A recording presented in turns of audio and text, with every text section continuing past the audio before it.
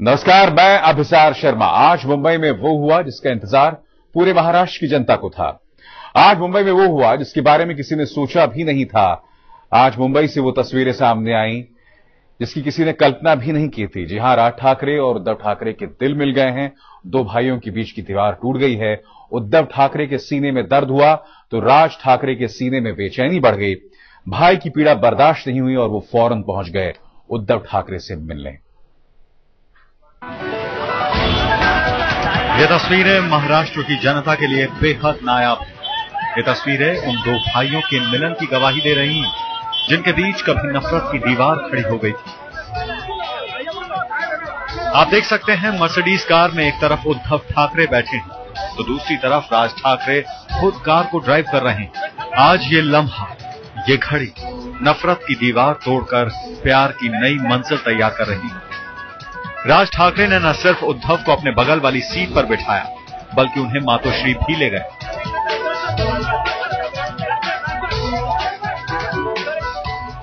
साढ़े 3 साल बाद फिर मिले दो भाइयों के दिल। सीने में उठा दर्द तो पसीज गया दिल। जी हां, पूरे 3.5 साल बाद राज और उद्धव ठाकरे की मुलाकात हुई। सोमवार की सुबह 9 बजे उद्धव के सीने में दर्द हुआ तो उन्हें आनंद फानन में मुंबई के लीलावती अस्पताल ले जाया गया।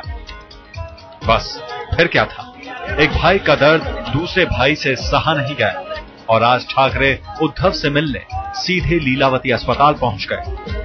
हम आपको बता दें कि जब राज ठाकरे उद्धव को देखने के लिए लीलावती अस्पताल पहुंचे तो लोगों का हुजूम लग गया।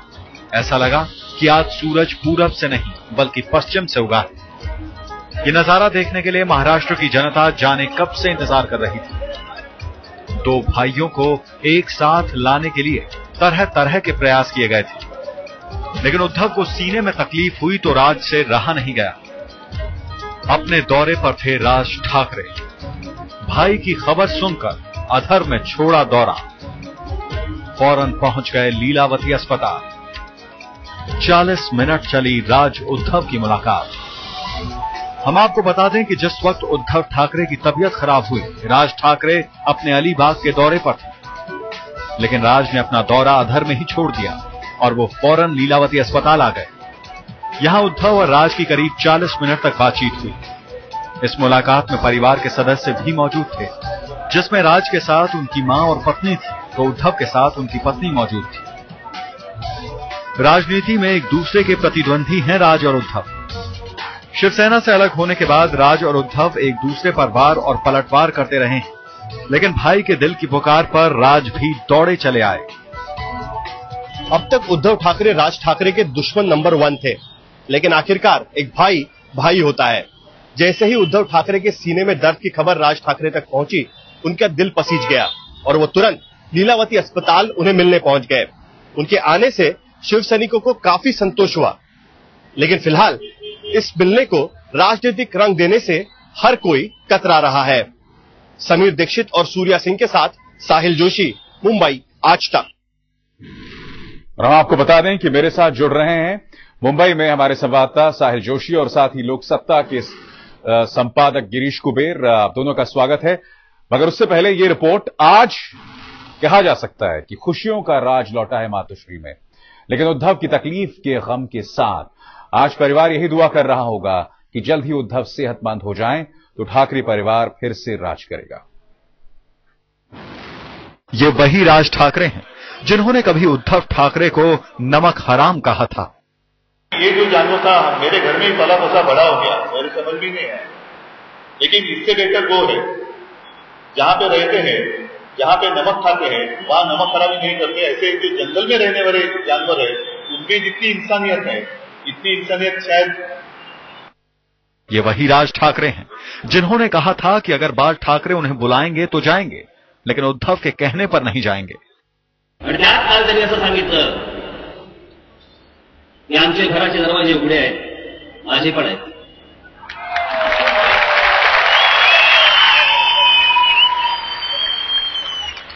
पण याची सुरुवात राजने एक पाऊल पुढे टाकावं। माननीय बाळासाहेबांना मला फक्त एवढंच सांगायचंय, बाळासाहेब तुमच्यासाठी मी 100 पावलं पुढे यायला तयार आहे। पण उद्धव आणि त्याच्याबरोबरच्या नादान लोकांसाठी मी एक पाऊल पुढे टाकणार नाही. लेकिन आज की ये तस्वीर एकदम अलग है.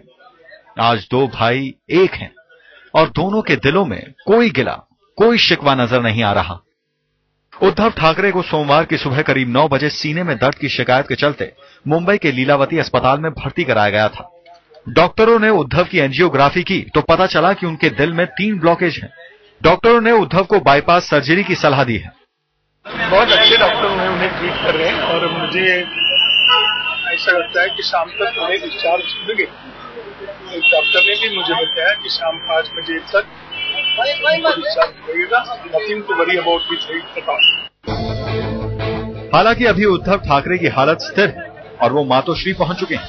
उधर उद्धव और राज की मुलाकात एक बेहद नाजुक मोड़ पर हुई है, लेकिन ये मुलाकात काफी कुछ कहती है. दोनों परिवारों के बीच बढ़ती दूरियों को इस मुलाकात ने किसी हद तक कम जरूर कर दिया. कहा यह भी जा रहा है कि राज ठाकरे न सिर्फ उद्धव को अपनी कार में बैठाकर ले गए, बल्कि शिवसेना सुप्रीमो और अपने चाचा बाल ठाकरे से भी मुलाकात की. राज ठाकरे के दिल का मैल निकला तो उद्धव के चेहरे पर भी मुस्कान खिली हुई नजर आई. आप देख सकते हैं कि जब उद्धव अस्पताल से बाहर आए तो उनका चेहरा खिला हुआ था और वो खुशी के साथ भाई राज की गाड़ी में बैठे और घर के लिए निकले. यानी एक ही मुलाकात में सारे गिले दूर हो चुके हैं. खैर, महाराष्ट्र के सबसे ताकतवर सियासी परिवार के 2 भाइयों का मिलन हुआ. करीब 10 साल से लगातार अलग थलग पड़े ठाकरे भाइयों के बीच की दूरी एकदम से सिमट गई और नजदीकियों का एक नया सिलसिला शुरू हो गया है.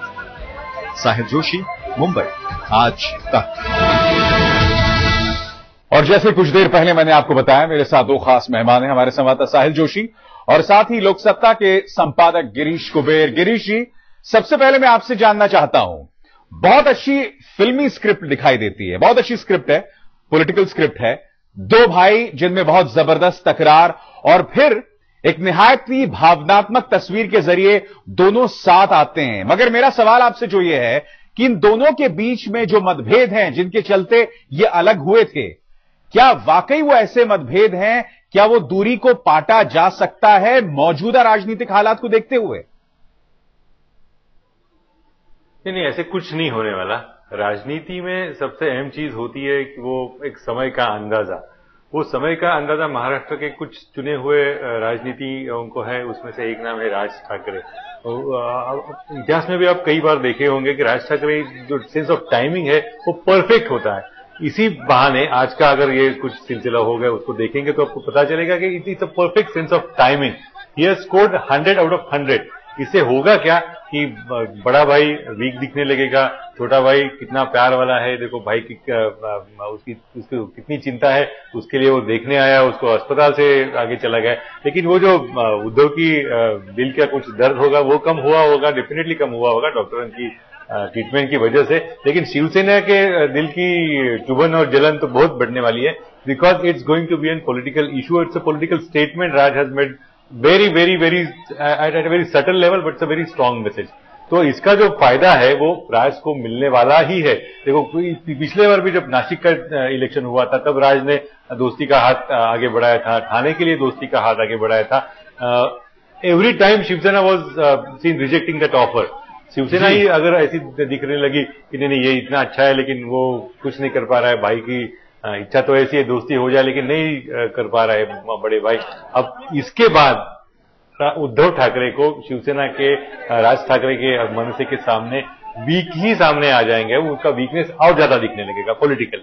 बिल्कुल, कहीं ना कहीं एक तुरुप का पत्ता फेंका हो सकता है राज ठाकरे ने इसके जरिए. साहिल, आप इस बात को माने कहीं ना कहीं एक बहुत अहम पॉइंट स्कोर यहां पर राज ठाकरे ने किया है.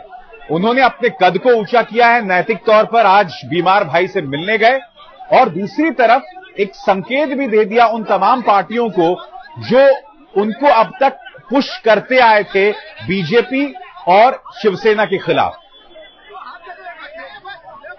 अभी सर, जो गिरीश अभी बता रहे थे कि जो शिवसैनिकों के मन में जो खटास थी, जो गुस्सा था, वो कहीं ना कहीं राज ठाकरे की आज के विजिट की वजह से, आज जो वो वहां पर गए और अपनी गाड़ी में बैठाकर अपने बड़े भाई को मातोश्री ले गए, उससे कहीं ना कहीं जरूर कम हुआ है. मैं वहां पर लीलावती अस्पताल पर मौजूद था और वहां पर नीचे जो शिवसेना के नगर सेवक या बाकी जो नेता या कार्यकर्ता वहां पर मौजूद थे, राज का ये जो पैतरा था वो उन्हें काफी अच्छा लगा, उनके दिल को काफी अच्छा लगा कि आखिरकार राजनीति से परे जाकर राज ठाकरे यहां पर पहुंचे, अपने भाई से पूछताछ की, उसके साथ ही डॉक्टर के साथ मुलाकात की, शाम को उनको खुद लेकर मातोश्री गए। और मैं आपको बताना चाहूंगा मातोश्री पर क्या हुआ। बाला साहब ठाकरे खुद वहां पर मौजूद थे।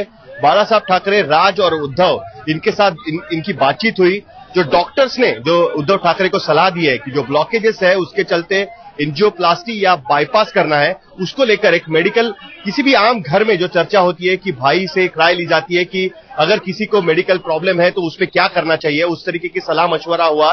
और आखिरकार अब 4-5 दिन के बाद यह तय होगा कि उद्धव ठाकरे पर आगे क्या मेडिकेशन किया जाएगा। तो कुल मिलाकर एक फैमिली का माहौल बना के रखा गया था घर में, और उस बहाने क्यों ना हो लेकिन उद्धव और राज की बातचीत हुई, उद्धव की पत्नी या फिर बाला साहब ठाकरे से राज ठाकरे की बातचीत हुई, और शिवसैनिकों से एक बार फिर कहीं ना कहीं एक संपर्क राज ठाकरे का हो गया है इसके चलते, क्योंकि वहां पर शिवसेना के कई नेता वहां पर मौजूद थे, एमएनएस से कोई वहां पर मौजूद नहीं था। तो जो गिरीश कह रहे हैं कि एक सेंस ऑफ टाइमिंग जो होता है वो राज ठाकरे ने यहां पर कहीं ना कहीं दिखाया है। लेकिन इससे आगे बढ़कर अगर हम देखें, राजनीति से आगे जाकर देखें, तो कहीं ना कहीं एक परिवार से अपना जो जुड़ाव है वो कहीं ना कहीं दिखाने की कोशिश राज ठाकरे की इससे साफ नजर आती है। विशाल, राज ठाकरे और उद्धव ठाकरे आज की तारीख में दोनों ही महाराष्ट्र की सियासत के बड़े दिग्गज हैं, लेकिन दोनों के बीच कभी नफरत की ऐसी दीवार खड़ी हुई कि राज ठाकरे ने उद्धव को क्या क्या नहीं कहा, लेकिन फिर से ठाकरे परिवार में खुशियां आईं, ऐसा लगता है।